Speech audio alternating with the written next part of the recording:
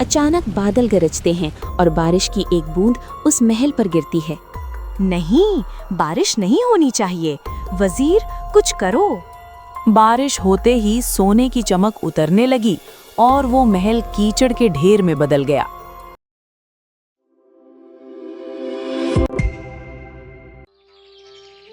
हिमालय की गोद में बसी रियासत सुंदरगढ़ के दरबार में आज खामोशी छाई थी।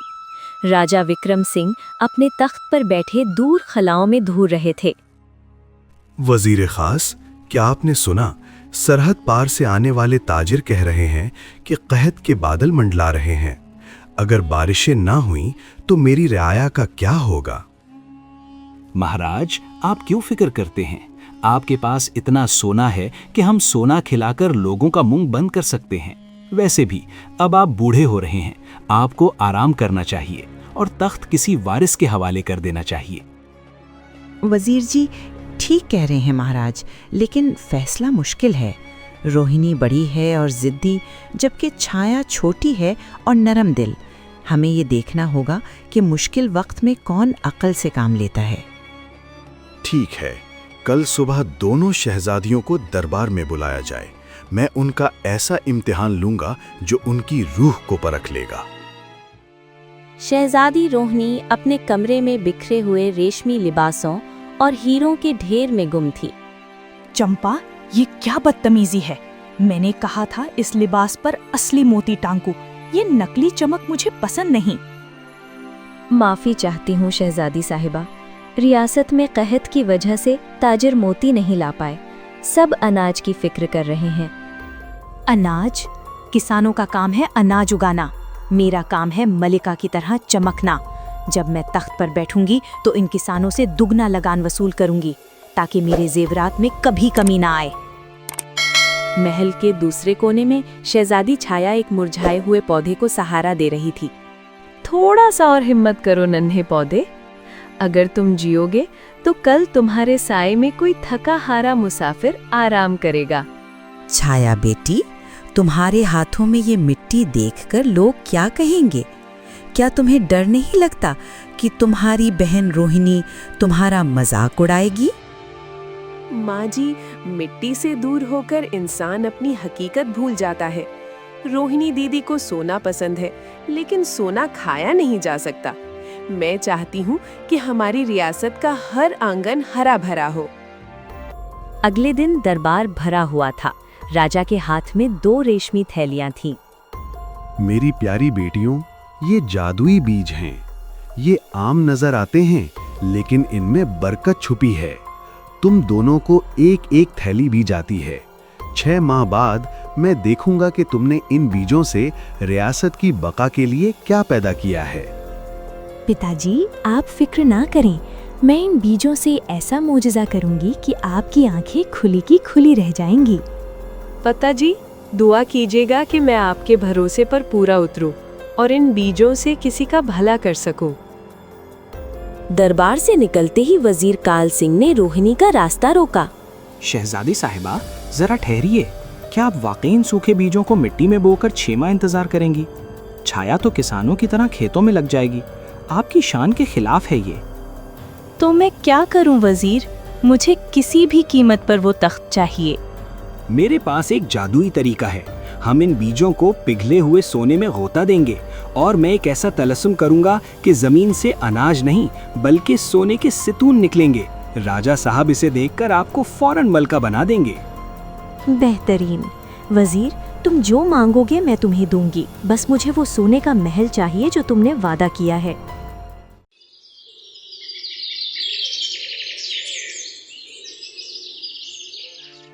अगले दिन छाया ने महल को खैरबाद कहा, अपनी सादा थैली संभाली और खामोशी से रवाना हो गई।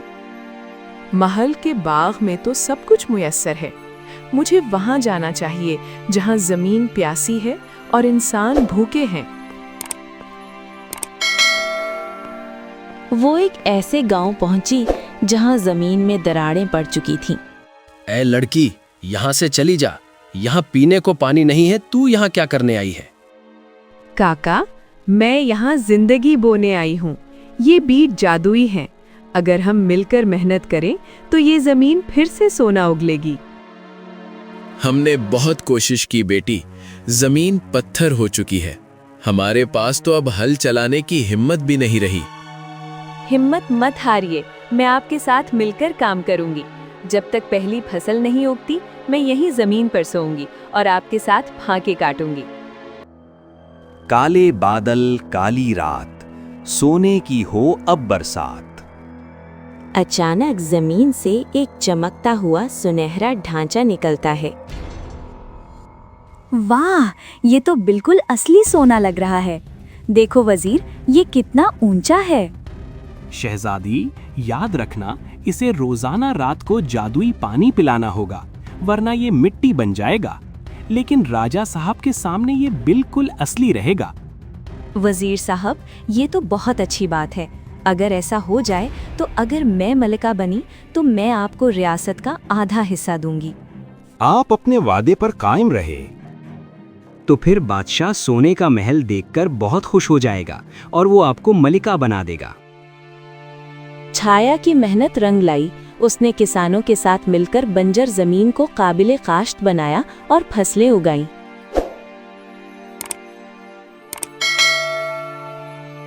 एक रात एक बूढ़ी औरत उसके पास आई।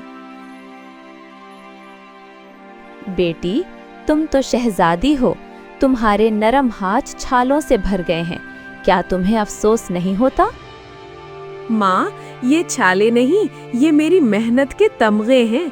जब इन खेतों में हरियाली आएगी तो मेरा हर जख्म भर जाएगा। तुम्हारी सच्चाई ने मेरा दिल जीत लिया। मेरी दुआ है कि तुम हमेशा हर काम में कामयाब होगे। तुम्हारे खेत कभी बंजर नहीं होंगे और तुम्हारा अनाज कभी खत्म नहीं होगा। आपकी दुआ हमारे लिए सबसे बड़ा इनाम है। हम हमेशा सच्चाई और मेहनत के रास्ते पर कायम रहेंगे। 5 माह गुजर गए और अब महल में भी कमी छाने लग गई। मलिका, अवाम भूख से मर रही है। हमारे सिपाही कह रहे हैं कि लोग बगावत पर उतर आए हैं। क्या हमारी बेटियों ने कुछ किया?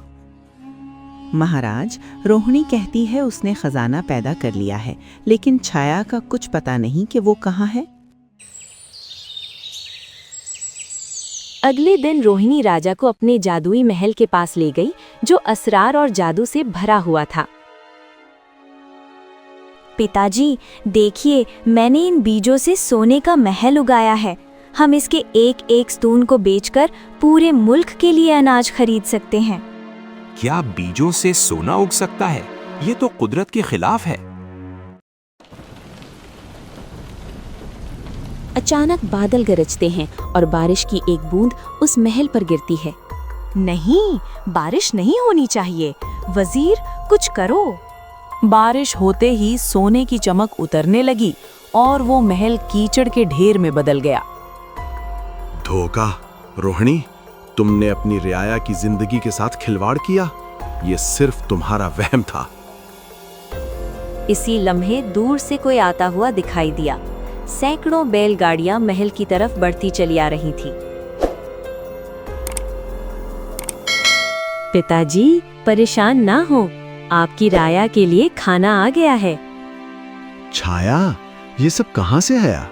पता जी, इन बीजों से मैंने सोना नहीं, उम्मीद उगाई है। काला पत्थर गांव के किसानों ने इतनी फसल उगाई है कि अब हम पड़ोसी रियासतों की भी मदद कर सकते हैं। वजीर काल सिंह ने देखा कि वो फंस गया है। उसने अपनी खंजर निकाली। मैं इस रियासत को बर्बाद कर दूंगा। अगर मैं राजा ना बन सका तो कोई नहीं बनेगा। वजीर जी, ताकत तलवार में नहीं, लोगों के दिलों में होती है। देखिए अपने पीछे। हजारों किसान उसे मारने के लिए तैयार थे। खबरदार वजीर, हमारी शहजादी की तरफ आंख उठाकर भी न देखना, वरना हम तुम्हें जिंदा गाड़ देंगे। और वजीर ये देखकर वहां से डर के मारे भाग गया। रोहिणी जोर जोर से रोने लगी। छाया, मुझे माफ कर दो। मैंने ताज की खातिर ज़मीर बेच दिया था। तुम वाकई मलिका बनने के काबिल हो। दीदी, ताज सर पर नहीं, जिम्मेदारियों के बोझ में होता है। आइए अब मिलकर लोगों के आंसू पोंछते हैं। दरबार फूलों से सजा हुआ था और बादशाह ने अपना शाही हुक्म सुनाया।